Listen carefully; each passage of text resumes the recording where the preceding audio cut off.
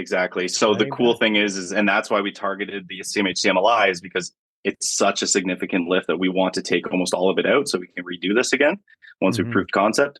So basically, we'll be able to get 95% of that and take that back out. There are millions of real estate investors out there, and most are stuck with just a couple of properties. They want financial freedom, but their small portfolio ends up costing them more in time, effort, and money than it's worth. Getting out of the rat race seems harder than ever. This show will help you do more deals, better deals, and bigger deals. Finally, you'll be able to reach your income and lifestyle goals. How? By attracting and leveraging private money partners and their capital. Now get ready to raise more money, because here's your host, Dave Dubeau. Hey, folks, welcome back to the show. Let me ask you a question. At the time we're recording this, it's getting to be late 2023. Let me ask you, are you having any challenges getting financing for your deals? Well, if you're up here in Canada, chances are, yes, you are. You're having a challenge with that. So our special guest today is Nicholas Brown, who is a real estate investor and also a professional mortgage broker. So Nicholas, welcome to the show. Great to have you. Hi, it's nice to be on the show. It's started doing some outreach, and this one made sense, and I'm excited to be on here, talk about the challenging of financing. The building that we're doing right now is a multifamily building, so excited to kind of share a bit on that.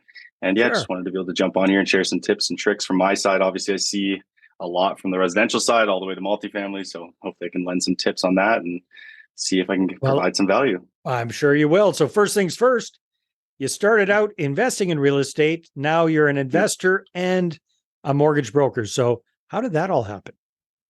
Yeah. So originally, just like anybody else, the one part of investing I didn't quite get at the time was how the financing works. That was always like the scariest thing for me, is like I'd look at the numbers and I thought I understood them, and then you go and take it to a lender and all of a sudden everything's different. So that's what I didn't understand. And I came from a business background. So I knew, like, if I learned the financing side, then I could be way more valuable, and that would help me too in future joint ventures and stuff like that. I could handle the financing and the money. So the way I came into the mortgage agent industry, I was first in internal audit, and I was just being an investor. And then I met a mortgage agent. So some people might know Josh Finlay. And then that kind of, he took me on as a mentorship and was like, I'll teach you everything if you just give me a year of your life. So basically just worked all the long hours. How many years of your life ago was that? That was a year and a half ago. So that was 1 year. Yeah. So jumped into the space. The cool thing about them is they were like really big on social media. So that's how they blew up. And so, yeah, like that year of mentorship, like it's probably 7 years of actual mortgage agent experience. I mean, the amount of files they did per month and everything, and everything from, single families and flips to multifamily and CMHC financing. So got to learn it all and now put it into practice. So it's been pretty exciting. And that's how I got into it. And, from my side, I've just been building the brand and everything like that. But it's exciting. I still work on the smaller files. Tell me a little bit more about your personal real estate investing journey. What do you do? For sure. We were talking a little bit offline. You got started with condos. What has that morphed into? What's your sweet spot these days? Yeah. So right now, what we found out, like I said, we do a lot of CMHC financing. So we had to learn the ins and outs of the MLI product, which is a CMHC product. And the reason that one kind of pushed out to me was because you get 95% loan to value, 50-year amortization. So I decided on the next one, I wanted to do something that would actually allow me to take the money out, just like everybody wants to do, but on a bigger scale. So basically, I started targeting buildings that were in downtown core areas that CMHC really likes. And the one thing I know everybody hates, and I hate, is the LTV. So basically, I wanted to avoid the landlord. Maybe define. We got listeners from all over North America. So define the acronyms, please. Yeah. So the LTB is the Landlord Tenant Board. And here in Ontario, it's a very restrictive. Yeah, it's a very restrictive bunch of people. People go years without rent and they still can't solve it. So we basically wanted to avoid that entirely. So on our first investment, what we did was went and bought a actual commercial building. And then we were going to do an actual like a mixed use residential and keep the commercial aspect. But we knew that way, if we bought it commercially and did the conversion, we wouldn't have to deal with the LTV. All of the leases that were in place were all month to month. So we basically gave 30-day notice to the tenants that were in there. And then we basically had them out. And now we're starting demolition and everything on it. So that worked for your commercial tenants and your residential tenants? Because Yeah. So the building we bought was actually just commercial. There was 8 units of commercial right downtown. So basically, there was only 3 tenants in there, which was great. It was already pretty vacant. So those 3 tenants, we served them, and then now they're all out. So now we can start actually getting in there and doing it. The really cool thing that we got to do was Chatham, which is where this building is. They abolished for all the downtown core parking requirements and density requirements. So those are usually the big ones that people have to get minor variances for, and it goes and takes forever. They abolished that because they want a lot of development. They need a lot of residential housing. So basically, we got to avoid all that, and now our permits are just straight in approvals. We're not waiting for anything minor variances. We're not doing any rezoning. It was already there for mixed use. So we're maintaining the mixed use nature of the building, but we're designing it for CMHC MLI. So basically, for that kind of thing, you need to have 70% residential, 30% commercial. So we designed it literally to, I think, 29.3 was like our commercial aspect. So we were right there. But yeah, it was an 8-unit commercial. We ended up being able to fit in 11 residential apartments and then maintain those 3 commercial spaces on the storefront, like right on the main road. So it was a lot. It was a big project. We got a great price on it though. So it made sense. And where are you along in this process? So right now we had a hell of a closing. So we actually did bank financing with it, and they pulled out the week before our closing. So oh my God. And you guys are the mortgage brokers that you got pulled out I know. for Christ's sake. It happens to us. Yeah, it happens to us too, I promise. So yeah, that was a big scramble. We had to get an extension on close, and we ended up closing privately.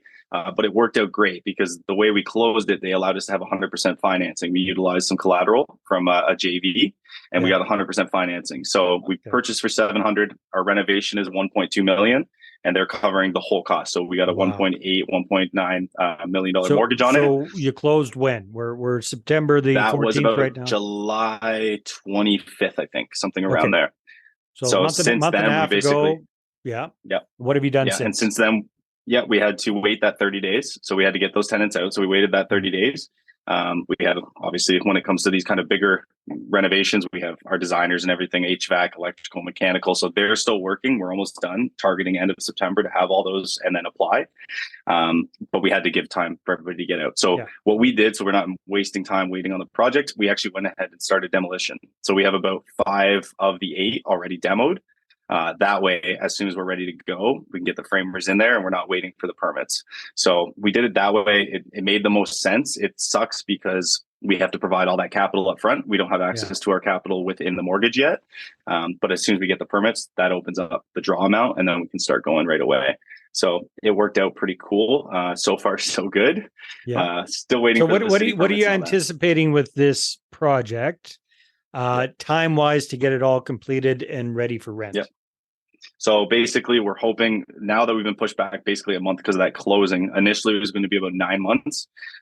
So the beautiful thing is I partnered with one of my own clients. And the reason I partnered with him is he's a master electrician, but also does all apartment, like full-size 150 plus unit apartments. So he's got all of the contacts. So like we were able to piggyback off kitchens and use the contractors for drywall, framing, all that good stuff. So we're still kind of on that target. We're hoping basically by May, June, we'll start the refinance process. But through winter, they're going to be working the whole time. So we're hoping that May, June, we'll basically have 1 month to lease it up. And I have a lot of clients down in that area with multifamily, and everything's flying right now at the rental like rates we had. So I was very conservative on all my underwriting numbers, made sure that we were basically good to go. So that is the timeline right now, and it's moving that way, which is good. The one thing I'd like to add is basically when it comes to these little cities, the really cool thing is the community improvement plan. So the CIP, that was advantageous for us. So what they're actually doing for us is 5 years of tax forgiveness. So we don't have to pay the $25,000 property tax for 5 years. They're doing our facade, 50% they cover. They also gave us a $60,000 grant. To keep it pretty, just because we're right in the core. And then basically a $60,000 grant. And then there's up to about an $80,000 additional that you can get back on rebates and stuff for construction costs, permits, development fees. So there's a lot when you get into these small cities because they want all the development. So that's what we've figured. We're going to keep targeting these small areas already. And the really, really cool thing is the competition in that area to buy buildings is actually a lot less than you'd think. You'd think somebody that has a building down there is going to buy the other building. But one of my best friends owns a lot of buildings downtown Chatham. And his issue is I was offered that building at $300,000 5 years ago. Like there's no way I'm going to pay $7 million. So it's kind of cool because now it's like, okay, they got these other buildings, old prices stuck in their head. Huh? Oh yeah. They got anchored down hard. So the cool thing is now is that all of those other buildings are now up for grabs, and we've already been talking. And once you get down there, everyone's kind of friendly, right, in those little areas. So it's pretty cool. Now we have Hey, opportunities well, let to go me to ask buy you a other question here, buildings. Nicholas. So, Yep. so all in, forgive me, I forget the prices, but I think it was like 700 and some grand purchase price, 1.2 million for construction renovation. So all in, you're in, give or take 2 million. Is that Right around close. approximately? It's like 1.8, 1.9. Yeah. Okay. Depends. Early days yet, but what's your anticipated after repair value on this property once you're kind of going for the refinance? What are you guys guessing it's going to be worth? Obviously, the really cool thing with being in the multifamily side is when you do these construction projects, you have to get an actual as complete appraisal. So we got our as complete appraisal and it came back at 2.95. So that's what all of our lending was based on. So it's about $1 million lift. $1 million lift. Exactly. So the cool thing is, and that's why we targeted the CMHC MLI, is because it's such a significant lift that we want to take almost all of it out so we can redo this again once we proved concept. So basically we'll be able to get 95% of that and take that back out. So, you know, give or take, we'll have about a $2.6 million mortgage takeout. And so we get to pocket around, hopefully we'll get to pocket around about 600 grand when the project's done from CMHC and put that into the next one. So all right, that was a whole idea. That is fantastic. I don't blame you for wanting to do a bunch more of those. Let's switch gears a little bit, if you don't mind, Nicholas, For sure. so that we can give our listeners some value around the capital side of things, because over the last year and a half, you getting this fire hose of experience and training and everything. Maybe walk me through what are some of the biggest challenges that you're seeing, like mom and pop real estate investors facing right now. They want to buy a property and do a BRRRR, put in a suite, put in a carriage house, something like that. What are some of the issues that you're helping your clients through these days? And what tips would you give people to kind of be prepared for that and be able to avoid those in the first place? Yeah. So the hardest thing right now is if you're on the residential side, and we were really talking about this before this whole crunch happened, on the res side, it's ratios. So the problem with this is if you don't have active income, there's not much that you can do to really help right now. And, you know, back in the day, you could do basically 4.5 times. If you wanted a very rough way to figure out what your mortgage amount would be about 4.5 times gross household income. And the issue now is that numbers shrink to like 3.5 to 3.7. So just today, I was doing an application with someone who wants to buy their first house. She makes $78,000 as a nurse. She can only qualify for around $220,000 to $250,000, which is nuts. And that's with one car payment. Like, you literally no consumer debt other than a car payment. So the main thing is they're getting kind of phased out. And so when it comes to trying to figure it out, you're going to move to the B side. The A side just doesn't make sense at a certain point anymore. So the B side, the disadvantage obviously is going to be you have to put 20% down. So it's like a catch-22. You can't qualify on the res side because of your ratios. So you move to the B side. Well, okay. Well, I'm talking about investment properties. I'm not here talking about somebody buying their own personal residence. So no, definitely. Any rentals too, though. Any rentals 1 to 4, if you're on the A side, you have to worry about ratios, right? So our biggest thing is on the commercial side. That's where we're seeing everybody go. So multi-unit, like, it is the easiest way to spread it thin. They look at it on like a net operating income, a capital approach, and that's it, right? So kind of like the States where they do all their loans based on the actual DSCR. That's where you're going to excel right now. But then you run into the next issue. You need 25% down. So it's there's always something. But on the commercial side, if you want to scale, you got to find more units. Like it used to be. So maybe just remind people that aren't super familiar with it. What's the threshold? What's the difference between residential and commercial for financing in Canada? Yeah, for sure. So basically, most banks and almost every bank except for a couple will look at a 1 to 4 unit. If it has 1 to 4 units, you're going to be on the res side. As soon as you get to 5+ units or 5 units, you're then considered the commercial side. So there's a lot of advantages to being on the commercial side. The number one is in a time like this, when people are selling their houses and they can't afford them, they're tanking everyone's value. So you have your person beside you sells their fourplex for $200,000 under what you think yours is worth. It doesn't matter what you think it's worth. It's whatever the comparable is going to sell for. Where when you get to the multifamily side, now you get to control it because you increase your income, you decrease your expenses, you get more value. So it really has to do with making sure you're optimizing, you're doing your rental increases. The main thing I see with mom and pops is that they feel bad or they don't want to increase rents because, you know, the tenants have been there forever, but then you're only suffering yourself because now you can't refinance if you ever get into trouble because your building's so undervalued. So the main thing would be making sure you're doing all your increases, you're doing strategic renovations and getting market rents, and just making sure that you're optimizing every asset you have, because right now it's hard to really get out of loans and it's hard to get into new loans. And we're seeing it now. People are trying to requalify and they're hit with a 7% commercial rate. And there's nothing you can do about it, right? So that's the biggest crunch we're seeing right now is rates. It's just the increase in rates. We're seeing it on the private side, commercial side, residential side. Everybody's getting the same kind of crunch across the industry.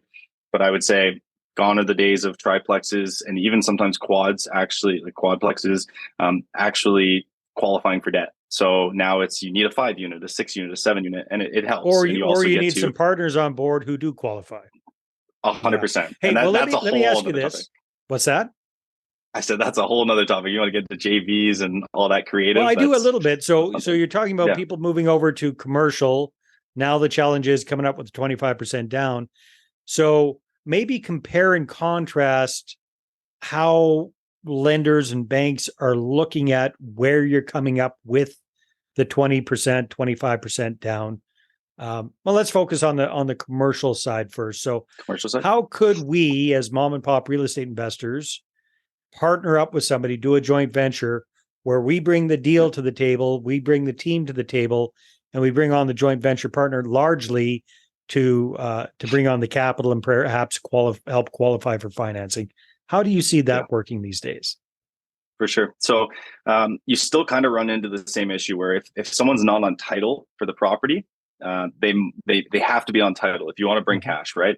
When you're on the commercial side, then if they're not on title, they have to be a smaller than 20% owner of the actual corporation. They can still bring the income and they can bring in all the money that we need for down payments. But as soon as you pass that 20% threshold, you come on title, usually most of the time. Yeah, so well, let's say that's not an issue. They come on title, right? For sure. So then the main thing is anybody in a commercial deal can really bring the money. If you partner with somebody, at that point, you're going to be together. You're going to have probably a shareholders agreement. You're going to set up a corporation. You're going to buy that asset and hold it in a holding company. So at that point, you can partner with whoever has money. And that's what a lot of people are doing. There's less of the proof of down payment and isn't as, there's not as much scrutiny as when you're on the residential side. They want to see it aged. So it doesn't have to be sometimes sitting there for 90 days and all that kind of stuff. Yeah. Okay. Yeah, exactly. So some of those things kind of get mitigated on the commercial side. They still have to adhere to the same regulations. However, it's like 30 days and they'll be like, okay, it's good to go. I can't remember the last time I've been asked to really prove down payment, to be honest, on like a commercial deal. And I work with clients that have mutual fund trusts. So there's obviously, that's a whole crazy memorandum and all that good stuff. JPL or GPLP, those are another way you can get into it. So a joint partnership and a limited, or a general and a limited. Those are other creative ways people go about doing it. And that's, I guess if you listen to podcasts, that's probably the main way that people do it, is a GPLP structure. Especially really the bigger helps. deals if they're starting to syndicate things Exactly. and that sort of thing. Yeah. Yeah, for sure. Yeah. So, but on the typical like mom and pop, you're going out to buy a 10 unit with your friends. Everyone can pool their funds together as long as everybody's a shareholder on the company. And it's pretty simple. And that's what we're seeing the most. Like I just did a deal with 6 people on it. So everybody kind of shares in it and it just allows you to keep building and going. And then you can use everybody's income, because at the end of the day, the bank does look at the building to qualify for the loan, but they do look at the borrower's covenant as well and say, like, can they support it if anything went wrong? Right. So that is a real thing to think about as well. And I've seen a lot of JVs in the last 2 years not ask the right questions of investors or other partners that they're thinking about. And then you get into bed with them and you realize that the credit score sucks. They don't actually have any money. And those things all drag down the application, because when we go to pull credit and it's sub 6, they're instantly going to say, hey, like, what's going on here? And we've had to take people off shareholders agreements. We've had to get them out of the corporation for a bank to even look at it and qualify the loan. So that's an important piece. Everybody thinks it's because everybody thinks commercial, the bank, it's all on the building, and because that's what people have been sold on. Hey, you know what? Your credit situation doesn't matter so much. Well, yeah. It still does. No, it right? does. Your income, your credit still matters. Okay. Yeah, especially even when you go like CMHC financing, everybody thinks and everybody wants CMHC because of how big the loan to values are and how big the amortizations are. But it is the hardest financing to get, and with reason, you get the best financing. However, that's where you really credit, bio, what they've done in the past is all going to come to light, and you better have a good file because they get thousands of files. So when it comes to things like that, pay attention to the credit. Unfortunately, it follows us for our whole lives. And it's one thing you don't want to drop below like a 6. Like if you get below 6, it's going to be very hard for you to get any conventional financing. So that's what kind of on the commercial side. So you were talking a little bit earlier on about the exciting project that you're working on, that you're getting up and running, and that you guys wanted to avoid the landlord tenancy board as much as possible. Yeah. But it sounds like at the end of the day, it's still going to be a multifamily property because that's what they're looking for more of. That's for sure. So you are at the end of the day going to have to deal with the landlord tenancy board with your new tenants. But I guess, one of the big advantages is you're getting in people fresh. You're not inheriting any bad tenants. You can pre-screen people. You're going to have a brand new product that's spanky new, demanding top dollar, top rents. And you can just be a lot fussier about who you get into those properties. What are your guys' plans for renting it out? Are you going to manage that in-house or bring on property management? So my main thing is we're running a business. So like we are definitely going to be doing property management, like outsourcing property management. It doesn't make sense. Like, and I just had this conversation at a meetup. You're already factoring it into your numbers. So you may as well just keep your numbers and go with that and hand it off because it allows you to do way more. I know for sure I myself, between having the mortgage business plus trying to do this, I don't have time to deal with someone calling me at 12 o'clock. Yeah. So I would rather hand that off. And I mean, at the end of the day, it's a business expense. And I think most people don't remember that real estate is a business. If you're treating it this way, I mean, it's a business. So there's going to be expenses. You're never going to get your profit. Like write it off. And know it's gone. Don't even think about it. And that's what we're going to do. That's our approach on it. The benefit of, we get to deal with the LTB, Landlord Tenant Board. However, because our units are all new build units, technically, we don't have the same rental guidelines that like an existing building does. So back in 2018, they came up with a rule, anything that's new after that fact, you can raise the rents as much as you want. So it's not that we're going to be these shark landlords that are raising the rent, but what it does do is gives you another tool to be able to raise the rent if you have a troubled tenant, raise the rents to a point that they can't really afford. And then that way, now you have a case of the LTV saying, listen, like these guys aren't paying the rent. They're not able to stay at this building anymore. And that's a tool to get them out. Because at the end of the day, landlords aren't trying to screw people, but there are actual tenants that are professional tenants that know the system. So and like, it's just one more tool, 100%. So it's just one more. And then one last question here for you, Nicholas. So given the fact that comparatively money is so much more expensive than it used to be, and property prices are so much higher than they used to be at the moment, right? It hasn't still balanced out at all. What are you seeing, in your opinion, being the most effective real estate investing strategies today in this environment? So what you're doing is brilliant. So you're taking, you're changing the use of a downtown property and creating massive list and all that kind of good stuff. Is there anything else, any other strategies that you are seeing that work today in this environment in Ontario? Yeah, definitely. So in Ontario, the thing I've seen the most, honestly, is the student rental game is still really strong. So a lot of local municipalities are trying to crack down on it. But student rentals, it goes to CMHC. If you're a strong borrower, there is student rental financing through CMHC. The main thing I'm seeing though is just student rental cash flow. And a lot of it's happening in like North Bay, and it's happening all the way even in Timmins. Just buying high cash flowing assets right now at a low purchase price is what a lot of people are doing. They're starting to branch out. We're seeing a ton of Ontario. So by that, are you talking about like a single family home that's been converted into student rentals? Converted, yeah. Or multi, like they take a bedroom, like a quad, and they're doing multiple beds within the rooms, and then all of a sudden now you have 8 beds that you're charging $600 per month, right? Yeah. So compared to charging $1,000, you make an extra $2 per unit. Mm-hmm. The other thing is, honestly, I know we're talking about Ontario, but Alberta, that market is firing. I'm seeing a lot of my investors move out of Ontario to go over there just because the lax landlord tenant board over there is nothing like here. Yeah. But specifically in Ontario, I think a lot of people are just moving to multifamily. That's the number one thing. Everyone's making that push. A lot of people within the last year have done the refinances to be just capital heavy and ready. And that's the main thing I'm seeing now is people are buying multifamily units. They understand that the financing is more in control. And I think naturally people do it. They'll start with a single family, then they buy a triplex, then they buy another triplex. And then they're like, okay, well now I have 3 roofs that I have to worry about. Let me just buy 1 sixplex and get rid of the other ones. And they just slowly level up. But yeah, student rentals and multifamily are the ways that I've seen. Yeah. And what you're doing, like doing a massive burr, I've talked to a lot of people doing those kind of things, but also a lot of people are getting into build to rent. So they're doing development deals from the ground up because, again, the government's tending to really support those kind of endeavors. Awesome, Nicholas. 100%. Time flies when they're having fun. Let people know the number one way they can get a hold of you. Yeah, definitely. So you can find me on Instagram, The Mortgage Architect. It is the same across all platforms, but Instagram's where I'm most active. So if you want to reach out on there, you can go see. I have all videos and reels just on multifamily financing, investor-based like know-hows and to-dos. So go on there, take a look. And if you have any questions, just feel free to DM me. I'm on there every single day.